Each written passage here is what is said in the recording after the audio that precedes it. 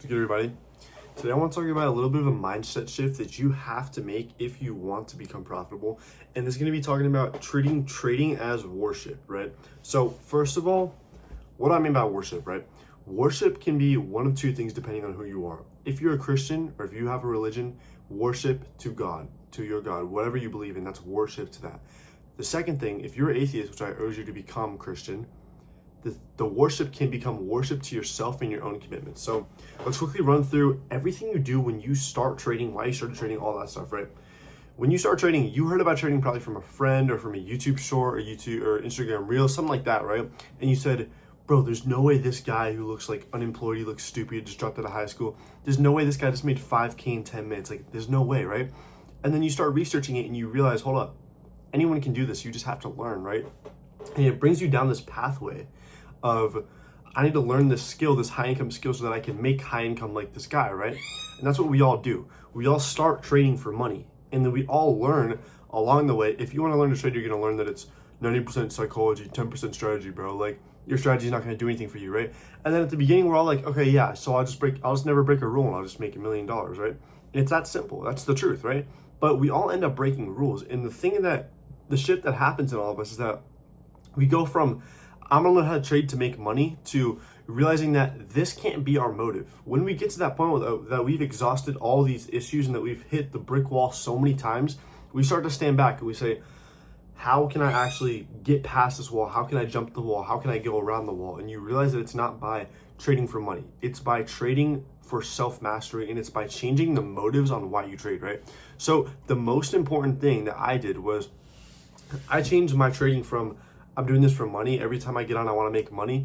And my motivation to follow my plan and strategy was because I wanted to make money, which doesn't make sense because you think the whole reason that you look at the charts and that you trade is for money, right? So when you see all these moves, you're like, that's money, money, money. You see everything is money. But when your commitment is, I'm going to make money, and the commitment says you can make more money by trading less, that doesn't actually click in your brain, because by trading less, you have less opportunities to make money, right? That doesn't click in your brain unless you've cemented it so hard, and it's a much harder path to go down than just choosing the path of, I'm going to follow my system and be disciplined to be disciplined, or do it as worship to myself or to God, right? So the shift that you have to make is, I'm going to do this as worship. What do I mean? If you're a Christian, we spend time praying to God, we spend time reading the Bible, and those are the acts of worship that we believe in, right? Along our path in faith, we end up changing ourselves and make commitments to God, and everything that we do that pleases God is worship of God, because our motives are to embolden God and to glorify Him through our own actions, right?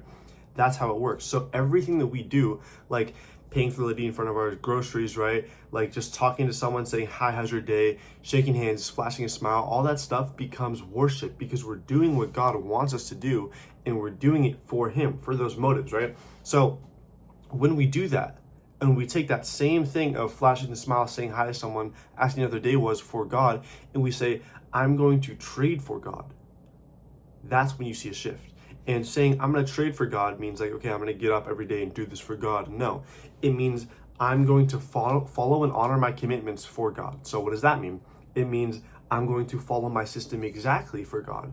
So how do you know what your system is? How do you know if you're doing it for God or not? Like, you have to know exactly what your system is to then be able to follow it, to then be able to know exactly what your rules are, what you can't do, what you can't break, to then be able to not break any of those rules. And then, and only then, are you actually honoring that commitment. So deciding to do something as a commitment, as worship to God, makes you objectify everything, figure out exactly what you have to do and what you can't do, and then it makes you walk on that tightrope. And walking on that tightrope isn't as hard as it sounds, as it doesn't actually mean walking on a tightrope, walking on eggshells for God, because that's not what our faith is. We end up doing it out of want to do it, out of want to worship God and to be faithful and all these things, right? So the thing that people think is that, like, becoming a profitable trader is stressful and it's hard, and maintaining a consistent profitable P&L is hard and it's stressful. Like, no. The thing that actually switches you from being unprofitable to being profitable is removing the stress. And that means finding faith in your system, which is very similar to faith in God and submitting to that system, which is literally the same topic as submitting to God. That's why faith and trading go so hand in hand, which is why believing in faith and being a faithful person and a trader are the best combinations that you have if you want to become a profitable trader. And as well, most all of us want faith. We want to become spiritual. We want to become incredibly faithful, and we want to become good Christians, or whatever your religion is, right? We all want to become that. So trading is an outlet for us to worship God because we're able to do the things that he would want us to do if we simply honor those commitments, right? So I'm getting a little bit off track, but the main thing that you have to do is recognize that you have to submit and be faithful in your strategy's P&L looking like this, right? There will be times and days where you don't trade for 2-3 days and you're like, bro, this strategy just doesn't show up enough. It's like, it sucks. Or maybe you take 2 losses, you're like, bro, there's got to be something better. There's got to be something better, right? And you decide not to stick to it. And you don't understand that you are actually the weak link. The metaphor that I like to use is this. My strategy, if you explained it perfectly 100 million% in detail on paper, then you give it to some like insane bot, like some futuristic AI bot that literally does exactly that and executes on that strategy 100% of the time perfectly, he's still going to have losses just like you do. He's still going to have wins just like you do. But he's going to be the perfect executor, the perfect disciplined executor of the system, as I like to say. My goal is to make my trading and my P&L match exactly that bot's. Take all the same trades as him, if not maybe a little bit less because I'm less risk on. And then also, because of that, I get the same P&L as the bot. I get the same P&L as that perfect strategy of mine that I've created, right?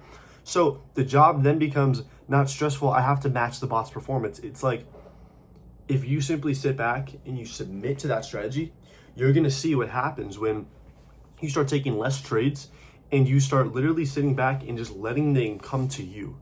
Because we can watch the markets and have an opinion, but we only act on our opinion if the market confirms it, right? And that's what shifted for me. When I started acting on what I thought was going to happen when the market confirmed it, is when I started seeing results. That simple shift, right? And that only happens when you start following your strategy and you submit to it. You don't think you know better when you go those 2 days without trading and you're like, bro, I want to make money. Everyone made money these Monday, Tuesday, right? The rest of the week is coming and your strategy is going to play. But no, you think you're smarter than that. So you think tomorrow, I'm like, dude, I know it's going to go down, bro. Like, the strategy is not going to confirm that it's going to go down, but I know it's going to go down. You don't. Submit to that strategy. When you deviate from the strategy is when you open yourself up to possibilities of having a less win rate. And that less win rate changes your overall win rate, which changes, are you profitable or are you not profitable? Stuff like that, bro. That's what you need to think. So submission, worship. How do I actually make trading an act of worship? By making commitments to God and doing things that pleases God. What is that? That's discipline. That's following my system 100%. That's submitting to the market, submitting to my system. And it's also not being mad, not being foolish. There's a part of Proverbs, I'm not sure the exact chapter or verse, but it talks about exalting wisdom or foolishness or folly with whatever you do, right? So it asks you, when you talk to someone, do you exalt wisdom or do you exalt foolishness, right?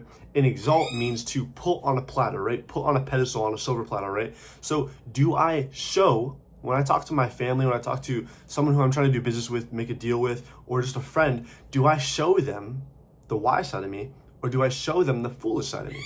And that's the question that we need to ask ourselves when we trade, right?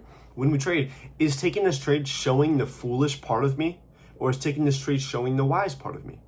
So when I decide to sit back because maybe there's an SMT against my bias and I'm like, my trading plan says if there's an SMT against, I have to go break even, or if the low already got taken, I can't enter in the trade, even how clean it looks, like even if it was just almost there, when I decide to sit back and I say, this trade is as good as a no trade day that has no structure because that happened. That completely invalidated my system. If I take a trade now, I'm gambling. When I can sit back and do that and be confident in my inaction is when you actually see and when you actually exalt wisdom, not exalt foolishness. That's going to be your job. When you can exalt wisdom and exalt the character inside of you that God wants you to be is when you turn trading into worship. When you can use trading to further who you are and further your relationship with God by honoring your commitments to Him and your commitments to yourself is when you not only become a more disciplined trader, a more executable trader, a more profitable trader, you become a better Christian and a better person in general because the second you say something to yourself, you don't break that promise. And that's the shift that we all need to make. We all need to decide, when I decided I'm going to get on this path, I wanted to do it. And I said that I was going to do this until I became profitable. I said that I'm never going to quit when there's a hard spot, when there's a block in front of me, when there's a bump in the road. I'm never going to quit. So our job now becomes to make sure that we we walk the entire journey, knowing wherever the journey is going to take us. I'm not sure, but I'm going to follow it until I get to that end result, even if it's not what I want at that moment, right? That's the commitment that we all made. So we have to understand that along that journey, we die to our old self, because we all got in this game for money. And halfway through, we hit that brick wall, like I said earlier, and we decided I need to shift this to self-mastery, into faithfulness and worship, right? That we decided we need to do that, right? And in doing that, we had to die to our old desires of materialism, money, lust, pridefulness, all that stuff, right? We had to die to that. So that shift is an example of dying to our old self and becoming a new version of ourselves, right? And when I say me in conversation, when I'm like me personally, or like I got a this on this assignment, or like I got today I did an SAT practice, right? I got 1370 on the SAT, and I'm like, bro, that's not good enough. Like that's not like, I'm not happy with that score. If that was my final score, I wouldn't be happy with it. When I say to someone, what'd you get on your practice? They're like, oh yeah, I got 1370. When I say I'm not talking about me, right? When I say me and I'm talking about a ethereal version of myself that never stops changing, never stops developing, and just shifts around things like water, right? I shift through and around like water, like a cloud, because we are always walking that journey. We never know what steps we're going to take, what way we're going to steer. We never know how we're going to change. So to say me and talk about me right now is completely stupid, because there's two things that happen. Number one, you disregard the possibility, or you don't understand that you are never going to stop changing. When I say me, I put myself into the version of me right now that hasn't changed. So when I say and I put me right now as that I who got that 1370 on the SAT, I start to believe I'm a 1370 SAT person, not a 1520 or not a 1600 SAT person. Like, no, we need to believe that I, or me, is that version of me that is not attached to my materials, that's not attached to the way I talk, the way I look, the things I have. No, we need to believe that we are on that version of us that is just going through, learning, adapting, collecting more, changing into a ever ethereal, ever growing, evolving version of ourselves, right? So we can never say me and talk about our version of us now, right? I can say me right now, my body right now, like stuff like that, and talk about me. But whenever I'm talking to someone, in my mind, when I say me, I'm always thinking of that version of me that's improving. So when you say me, you think you set yourself into the version of yourself now, which is not who you need to believe that you truly are. The second thing that happens, when you say me and attach that me, that ever ethereal version of you, to that body you're in now, that is when you start to see, or when you start to see pride come into whatever you're seeing. Pride and ego, right? Pride and ego are like a filter. I made a video on this called The Invisible Film. It's pride that ruins your trading. They're like a filter that just blocks your eyes. And it's like, this is you without pride, talking and looking at everything objectively, looking at variables, looking at this, that. This is going to happen. There's an SMT here. And then this is you with pride. It's like, okay, there's an SMT there, but I'm just going to block it. Like, it doesn't even exist. It's like, when you have pride, you disregard things. You don't think about things straight. You don't see things objectively. You think of, it's not even like you think of, I'm better than that. It's like, no, you just completely disregard them. And it's something that we all really can't explain, but we all know. You know exactly what I'm talking about. There's a moment where you think, dude, I'm so convicted the market's going to go down. I know there's an SMT there, but I'm just going to let this entry go because I'm pretty sure it's going to move down. We all know, we've all had examples in times like that, right? So when we say me, and we connect ourselves to our trade outcomes, to our test outcomes, to our bench PR, to things like that, right? When we connect ourselves to that is when we see us stagnating. Because like I said earlier, we connect ourselves to that version of us in the now, when we need to connect ourselves to that ever-evolving ethereal version, law of attraction stuff. We all get that, right? We got a little bit off track, but the shift that we need to make is shifting into that ethereal, evolving version of ourselves, right? That version of us that dies to our old self and becomes that new, perfect, disciplined executor. In 6 months, if you honor your commitments to yourself right now, you will look a completely different new person. And if I ask you that, if I reverse that and say, 6 months ago, you made all these commitments to yourself. Now, do you now look 100% different than you 6 months ago? There's a small bit of you would say, yeah, I honor my commitments. It's you. Good work. But there's also a small bit of you that would say, yeah, I made all these commitments, but I didn't honor them and I look the same. So your job now is to carry forward with your commitments. Die to your old self and see the change that happens in you.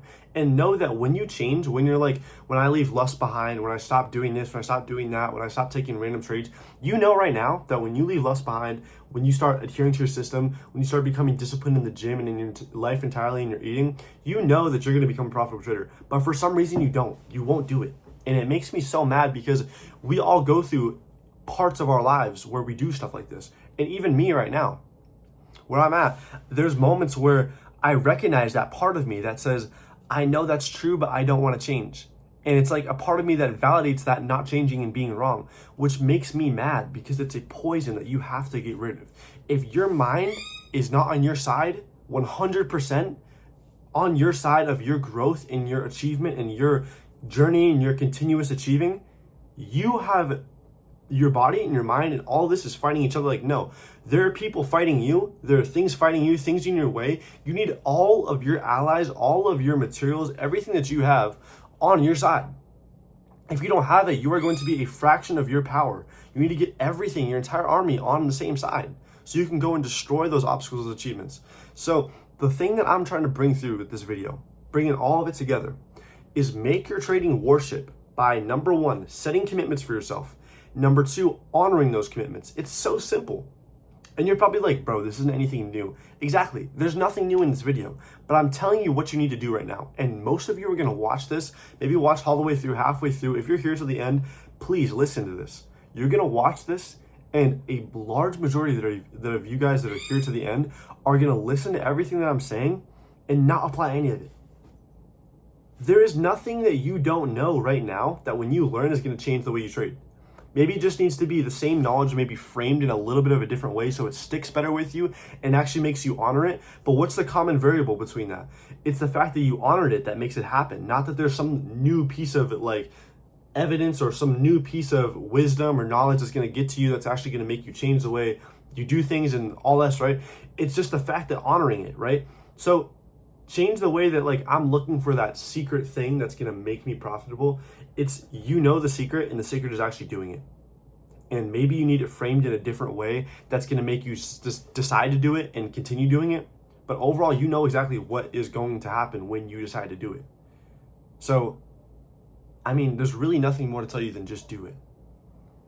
Make your trading worship. Make those commitments and stick to them. Literally, the commitments that you need to make are, I'm going to wake up 30 minutes, an hour before market open every day. I'm going to do my pre-market routine, and I'm not going to break a single rule. If you trade similar to me, the thing that's helped me so much is 1 trade a day, 3 trades a week, max. 1 trade a day, 3 trades a week. And I know that Monday and Friday are not going to be good days. Tuesday might be a good day. Wednesday, Thursday are my best days. 3 trades a week, max. That's like, those commitments have helped me so much. And if you can deadass just stick to them, you will see some crazy stuff happen. And I mean, there's really nothing more to it than that.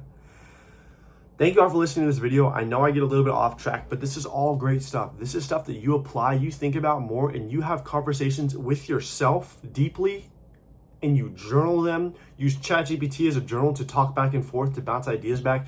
You will see crazy self-reflection. And trading is a game of self-reflection. The more you reflect on yourself, the more aware you become, the better you are able to stick to these actual commitments that you set for yourself. That's the truth. The more disciplined you become, the more you self-reflect and understand yourself and decide to stick to those commitments.